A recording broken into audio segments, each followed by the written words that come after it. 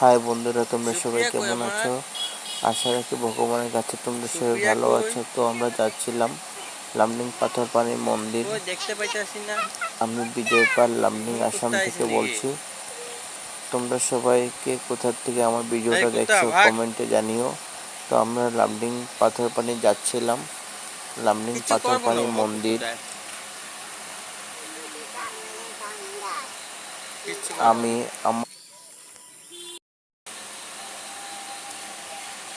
লামডিং পাথর পানি মন্দির, লামডিং হোজাই আসাম। লামডিং পাথর পানি মন্দির বহু আগে এই লামডিং পাথরপানি মন্দির, লামডিং পাথর থেকে পানি বের হচ্ছিল, এখনো পানি বের হচ্ছে। তাই পাথর থেকে পানি বের হচ্ছে বলে সেই মন্দিরটার নাম পাথরপানি মন্দির হলো।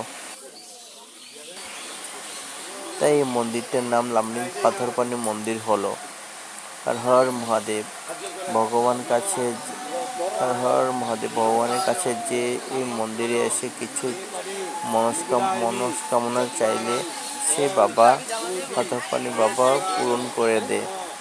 এখানে আছে প্রথমে পাথরপানি বাবা মন্দির, প্রথমে আছে সিদ্ধিদাতা গণেশ, এরপরে আছে মাতা লক্ষ্মী, এরপরে আছে বিদ্যাধারী সরস্বতী মা, এরপর আছে কার্তিক বাবা। হর হর মহাদেব। তারপর পাথরপানি বাবা, সাথে আছে মা কালী, মা রক্ষা কালী।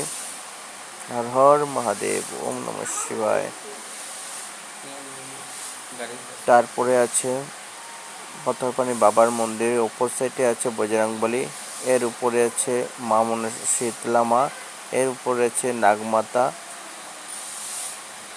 এর সাইডে আছে হর হর মহাদেব শিব বাবার লিঙ্গ। হর জয় মা রক্ষা কালী, মার জয়, যে মাতা কালী। বহু আগে এই মন্দিরের নাগ মাতা একজন এসে দেহত্যাগ করে, তাই নাগ মাতার মন্দির উপরে আছে।